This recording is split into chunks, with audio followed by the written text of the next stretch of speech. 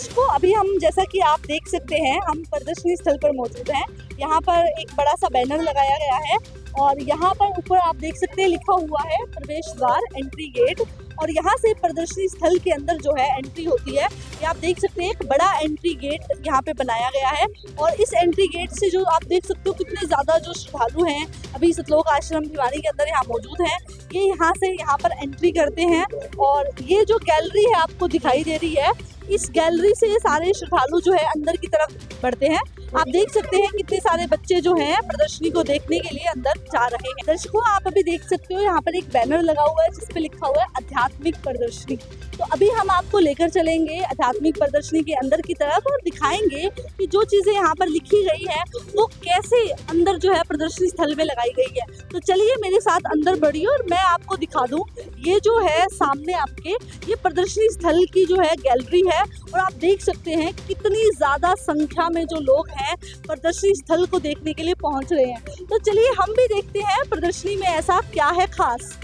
जैसे ही हम गैलरी में पहुंचे तो सबसे पहले हमें यहाँ पर एक झांकी दिखाई दे रही है और देखने में ऐसा लग रहा है कि यहाँ पर ये जो दो शख्स खड़े हैं ये पंडित की वेशभूषा में हैं और बाकी कुछ आम जन भी दिखाई दे रहे हैं। तो आइए यहाँ पर जो गाइड सेवादार मौजूद है इनसे जानने की कोशिश करते हैं कि ये झांकी क्या बता रही है। नमस्कार सर। साहिब जी, आप हमारे दर्शकों को ये बताने की कोशिश करें कि ये जो झांकी जो प्रदर्शनी यहाँ पर लगाई गई है इसका क्या अर्थ है, क्या बताना चाहते हैं आप? ये एक संत रामपाल जी महाराज द्वारा आध्यात्मिक जागरूकता के लिए बनाया गया है। ये एक पुराना दृश्य यहाँ पे दर्शाया गया है झांकियों के माध्यम से। ये 600 साल पहले कहाँ का दृश्य है ये? काशी जो वर्तमान उत्तर प्रदेश में मौजूद है वहाँ का एक दृश्य आज 600 साल पहले का दर्शाया गया है। वहाँ पे क्या था कि जो वहाँ के पंडित थे उनके द्वारा ये अंधविश्वास और भ्रम फैलाया गया था कि जो काशी के अंदर जो शरीर को त्याग करके जाएगा वो सीधा स्वर्ग की प्राप्ति को प्राप्त होगा। ये अंधविश्वास फैलाया गया था। तो उसको उसकी एवज में हम लोगों ने सभी ने ये मान लिया था कि ऐसा शायद मुमकिन होगा। तो इस झांकी में बताया गया है कि एक बुजुर्ग बेटा अपने बुजुर्ग माँ बाप को यहाँ पे इन पंडितों के पास में छोड़ के जाता है। उनको उसके एवज में कुछ पैसे दे के जाता है इनकी केयर टेक के लिए, इनके रख रखाव के लिए, ये इनको इनकी रख रखाव कर लेंगे। बट ऐसा कुछ भी नहीं था। इसकी जगह पे घर से परमात्मा सह शरीर गए थे और वो ये बताना चाहते थे कि काशी मात्र एक जगह से शरीर छोड़ने से ही मुक्ति नहीं होती है। जैसा कि दर्शकों आप लोगों ने सुना, गाइड ने आपको बताया कि ये वो दृश्य है जिसमें ये जो यहाँ पर शख्स खड़े हैं वो अपने माता पिता को इन पंडितों के पास छोड़ने आए हैं और छोड़ते टाइम वो कुछ धनराशि इनको दे रहे हैं ताकि जब तक इनके माता पिता यहाँ रहें वो इस धन के एवज में यहाँ उनको रखें और जब वो यहाँ से जाएंगे तो जैसा कि उनको ये अंधविश्वास था कि वो सीधा स्वर्ग चले जाएंगे। जैसे जैसे हम इस प्रदर्शनी स्थल में आगे बढ़ते हैं देखिए बड़े ही मनमोहक से दृश्य हमें देखने को मिलते हैं क्योंकि जो 3D कटआउट्स का यहाँ पे यूज किया गया है वो देखने में बड़ा ही अच्छा लग रहा है। और जैसा कि हमें गाइड सेवादारों ने बताया, आप यहाँ पे देख भी सकते हैं, इसके ऊपर लिखा हुआ है काशी के तथाकथित ब्राह्मण बोले श्रद्धालुओं को स्वर्ग भेजने के नाम पर काशी में करोत लगाने का षड्यंत्र रचते हुए। जैसा कि आपने पिछली कटआउट्स में देखा था कि वहाँ पर एक शख्स अपने माता पिता को छोड़कर चले जाता है। तो धीरे धीरे होता क्या है, काशी के अंदर बहुत सारे बुजुर्ग इकट्ठे हो जाते हैं और इतने सारे बुजुर्गों को अपने घर में रखना इन पंडितों के लिए भी इनकी जान पर बनाता है। तो इस टाइम आप देख सकते हैं ये पंडित आपस में मिलकर इस बात का षड्यंत्र कर रहे हैं कि कैसे इस खुद से बनाई हुई समस्या से कैसे निपटा जाए। इतने बुजुर्गों को रख तो लिया लेकिन इनसे निपटने के लिए षड्यंत्र बना रहे थे और उन्होंने इतिहास का सबसे बुरा षड्यंत्र यहाँ पे रचा। और आप देख सकते हैं कि जैसा कि हमें गाइड सेवादारों ने यहाँ पे बताया कि वो इस झांकी से ये बताना चाहते हैं। अब आप ये दृश्य देख सकते हैं, ये बहुत ही दिल दहला देने वाला सा दृश्य है जिसमें आपको एक आरी यहाँ पे दिखाई दे रही है। ये करोंत बोला जाता है इसको, लोहे का एक फटका आप बोल सकते हैं। इस करोंत को ऊपर से छोड़ा जाता था और नीचे जिस इंसान को लिटाया जाता था उसकी गर्दन ये काट देता था। तो यहाँ पर जो पंडित लोग खड़े हैं इन्होंने ये सॉल्यूशन निकाला था अपनी उस प्रॉब्लम का कि जब हमारे पास इतने सारे बुजुर्ग इकट्ठे हो गए तो हम क्या करेंगे कि हम ये बोलेंगे कि भगवान की तरफ से यानी परमात्मा की तरफ से एक करोंत आता है और जो इस करोंत में कटेगा वो सीधा स्वर्ग जाएगा। यानी फिर से एक और बहुत बड़ा अंधविश्वास वो फैलाते हैं और ऐसा कहते हैं। लेकिन बुजुर्ग लोगों ने सोचा अगर ऐसा हो जाए तो कितनी अच्छी बात हो जाए।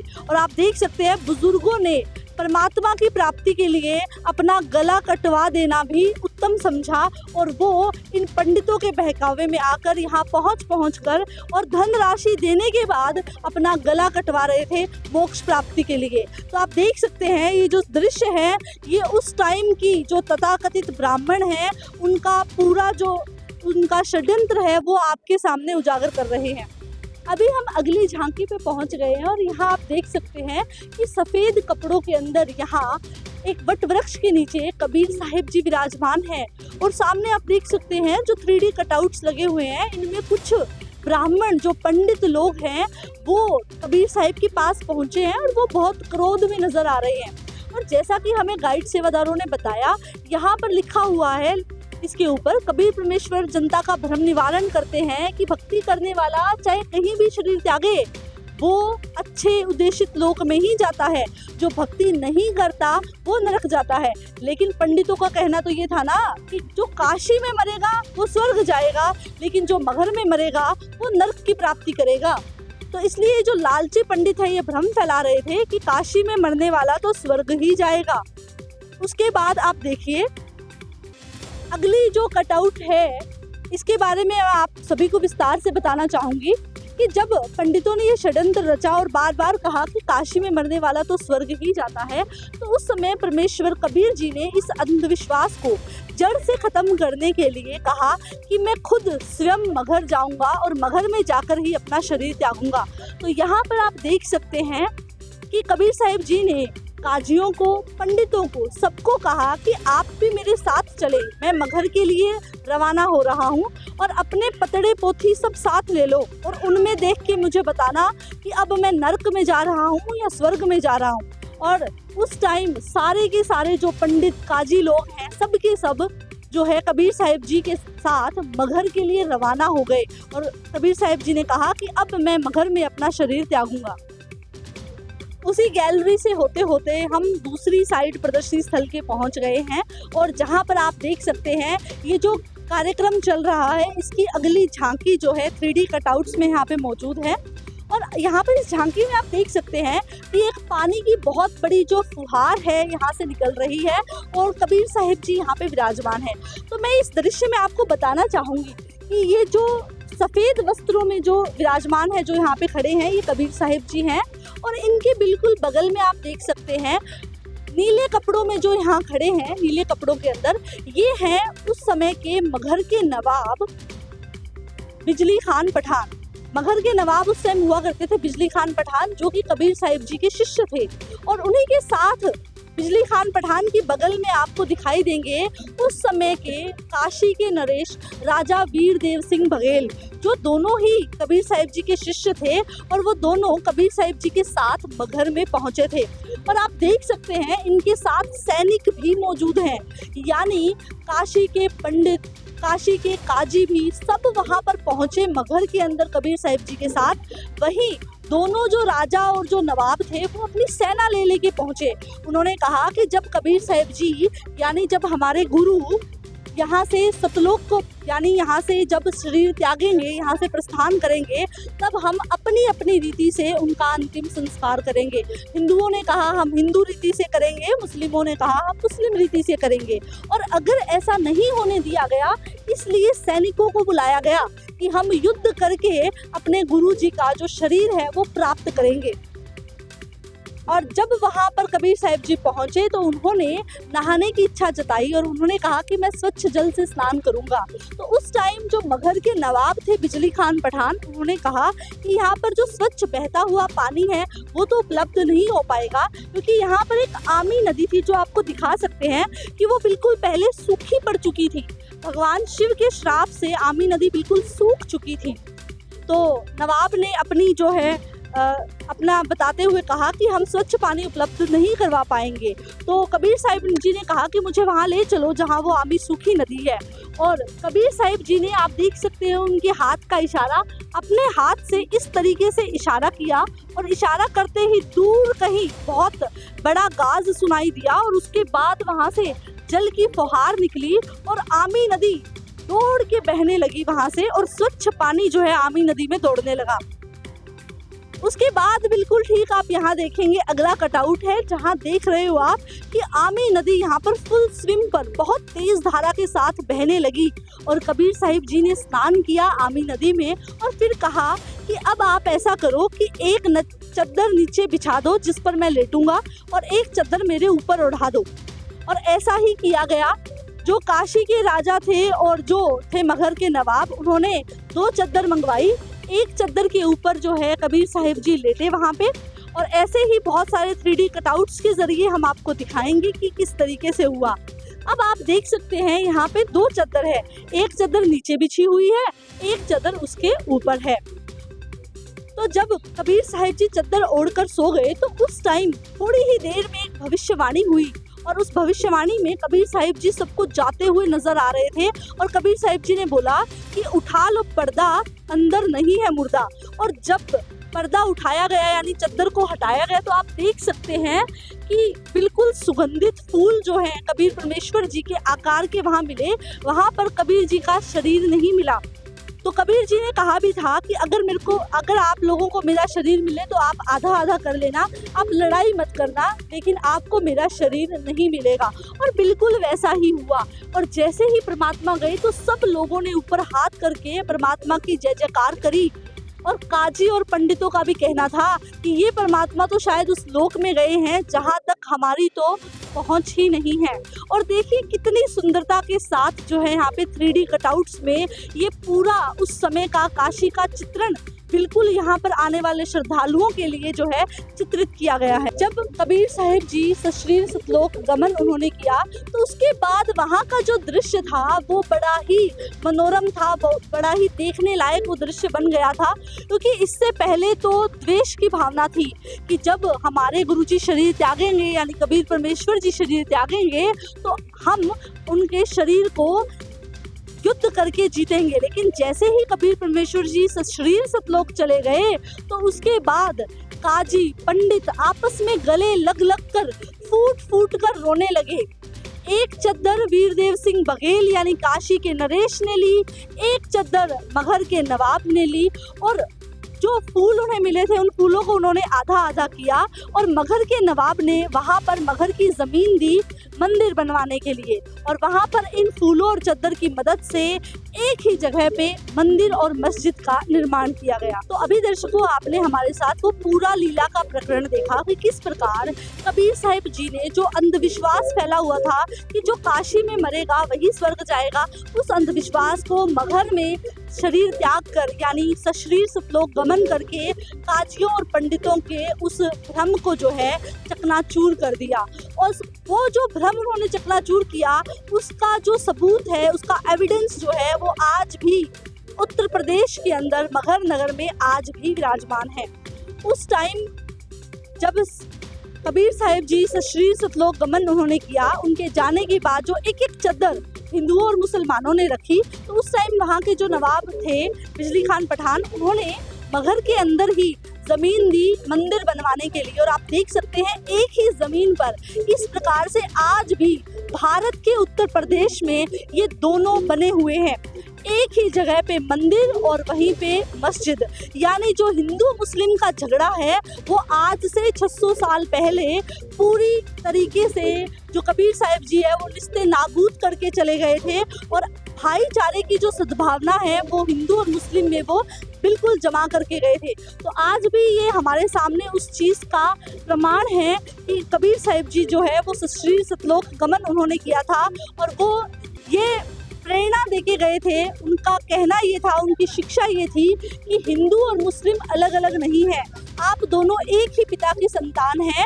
आप सिर्फ और सिर्फ नकली धर्म गुरुओं की वजह से आज बट चुके हो।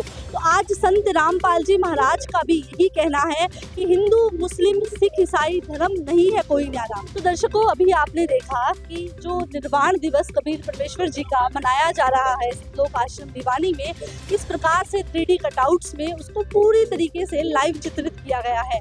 अब आपको बताते हैं संत रामपाल जी महाराज जी के बोध दिवस के बारे में। आप जो सामने चित्र देख रहे हैं ये वो चित्र है जब 17 फरवरी 1988 यानी आज ही के दिन संत रामपाल जी महाराज जी को स्वामी रामदेवानंद जी महाराज जी से नाम दीक्षा प्राप्त हुई। और ये नज़ारा आप अपनी आंखों से देख रहे हैं और जो भी श्रद्धालु यहाँ पहुँच रहे हैं वो देख पा रहे हैं कि कितना विहंगम उनको दृश्य लग रहा होगा कि वो बिल्कुल लाइव उनकी आंखों के सामने वो चीज़ आ गई है और वो बिल्कुल लाइव उस चीज़ को महसूस कर पा रहे हैं। यहाँ पर आप देख सकते हैं संत रामपाल जी महाराज जी हैं, करबद्ध हाथ जोड़कर स्वामी रामदेवानंद जी महाराज जी के आगे विराजमान है। आप अगर अगले कटआउट में देखेंगे तो यहाँ देखिए संत रामपाल जी महाराज जी बैठे हैं और स्वामी रामदेवानंद जी महाराज जो यहाँ चारपाई पर विराजमान है, ये उन्हें नाम दीक्षा देने की आज्ञा देते हुए आशीर्वाद दे रहे हैं। तो ये है सफर संत रामपाल जी महाराज का, यानी इस वजह से जो है आज सतलोक आश्रम भिवानी के अंदर संत रामपाल जी महाराज जी का बोध दिवस बड़े हर्षोल्लास के साथ मनाया जा रहा है। यहाँ प्रदर्शनी स्थल के अंदर आप देखेंगे एक बहुत बड़ा पोस्टर लगा हुआ है, जहाँ पर आप देखेंगे परमेश्वर सत सुकृत जी, परमेश्वर मुनिंदर जी, परमेश्वर करुणामय जी और परमेश्वर कबीर जी के जो है पोस्टर्स लगे हुए हैं। इसके नीचे आप देखेंगे एक वाणी अंकित की गई है, सतयुग में सत सुकृत कह टेरा, त्रेता नाम मुनिंदर मेरा, द्वापर में करुणा में कहाया, कलयुग नाम कबीर धराया।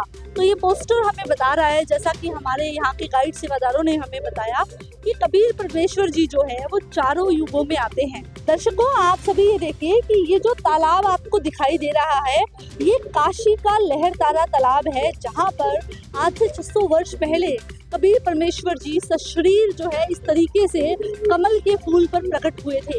ये जो है एनिमेशन पिक्चर है इसकी, और ये इसकी रियल पिक्चर है जो आज भी काशी के अंदर विद्यमान है। ये है काशी का लहरतारा तालाब। लहरतारा तालाब का मतलब है कि जब गंगा नदी से लहरें उछल उछल के जिस तालाब में पानी इकट्ठा होता है, उस तालाब को उस टाइम बोला जाता था लहरतारा तालाब, और वहीं पर जो है कबीर परमेश्वर जी जो है प्रकट होते हैं। ये उस टाइम का जो पूरा वृत्तांत है कि किस प्रकार से लहरतारा तालाब पर कबीर परमेश्वर जी प्रकट हुए, वो सारा लिखा गया है, ताकि जो बाहर से आने वाले जगत के लोग हैं वो इसको पढ़कर पूरी प्रदर्शनी को अच्छे से समझ पाएं। आइए दर्शकों, अब हम आपको दिखाते हैं संत रामपाल जी महाराज जी के संघर्षों की कहानी।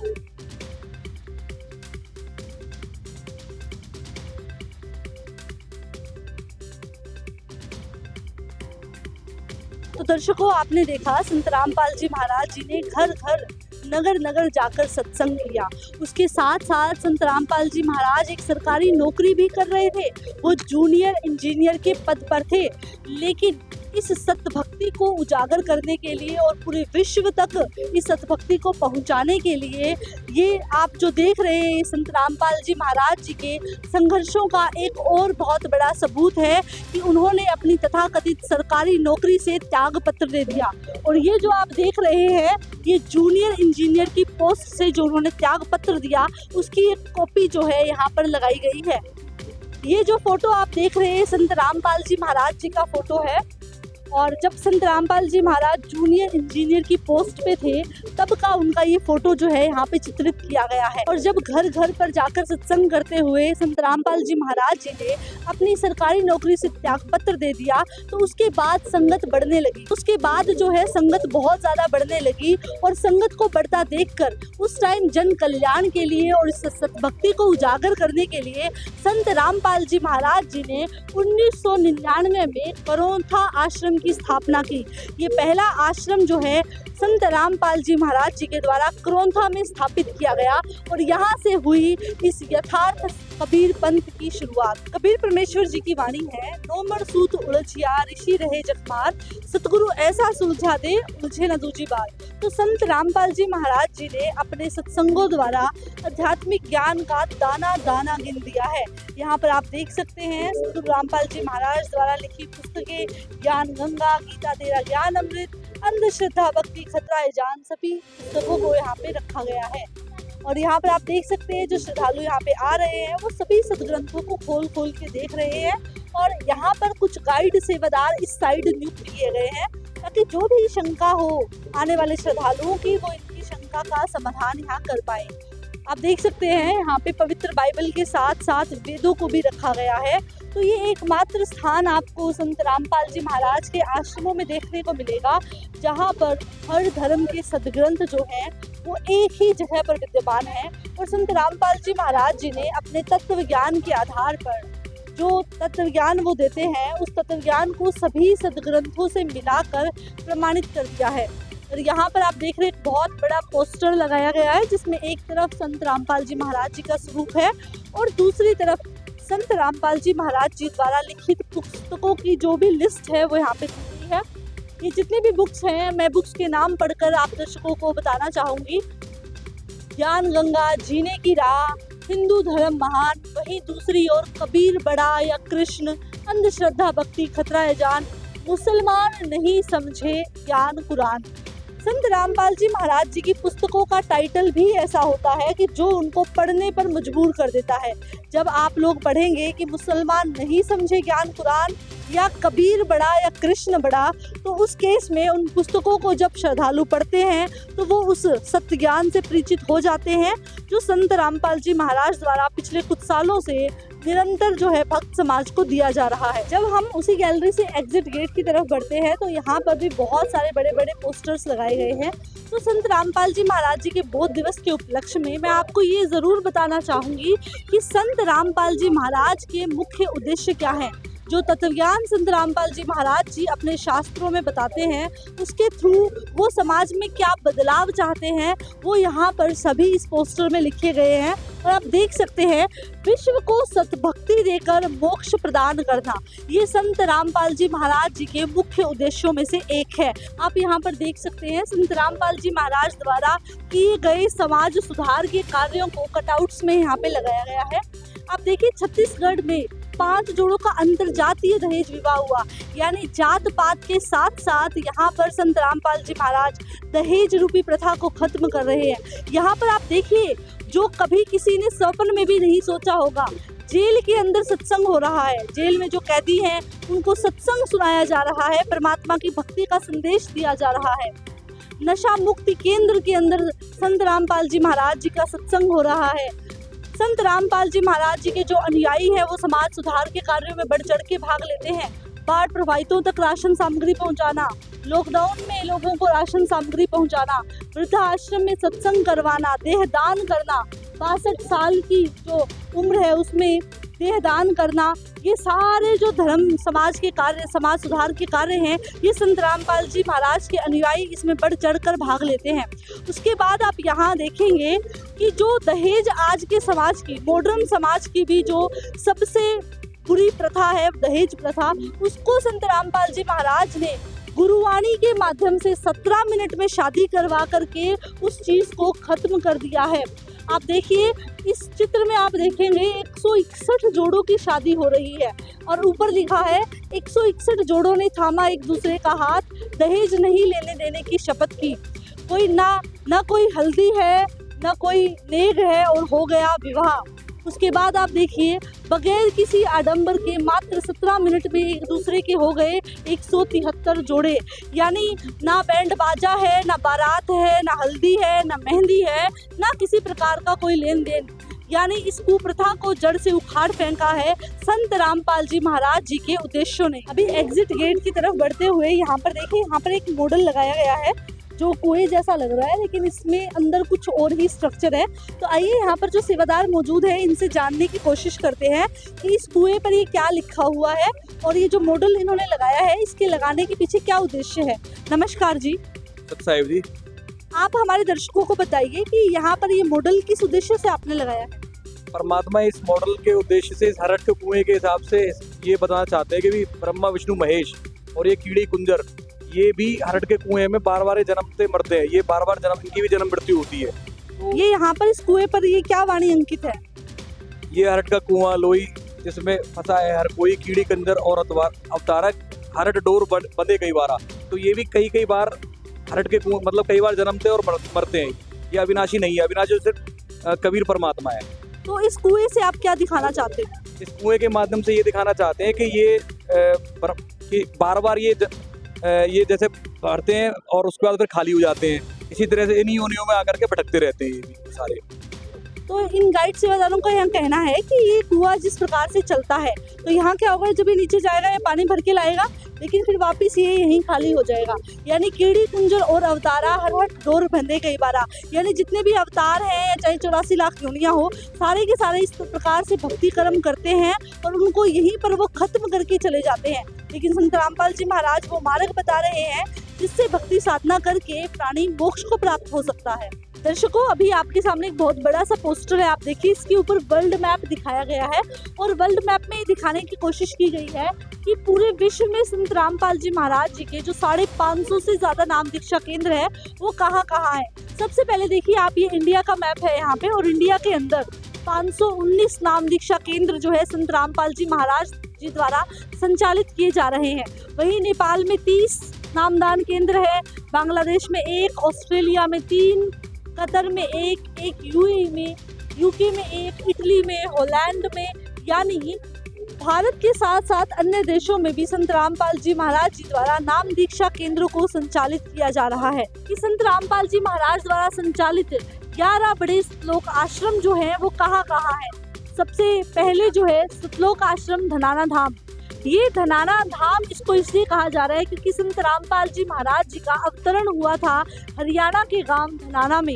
धनाना के बाद आप देख सकते हैं ये राजस्थान में सतलोक आश्रम सोजत, पंजाब में सतलोक आश्रम खमानो, उत्तर प्रदेश में सतलोक आश्रम शामली, सतलोक आश्रम धुरी पंजाब में, सतलोक आश्रम इंदौर मध्य प्रदेश में, सतलोक आश्रम धनुषा नेपाल के अंदर, सतलोक आश्रम मुंडका दिल्ली, सतलोक आश्रम कुरुक्षेत्र हरियाणा, सतलोक आश्रम बैतूल मध्य प्रदेश, सतलोक आश्रम भिवानी हरियाणा, जहां अभी फिलहाल हम लोग मौजूद हैं।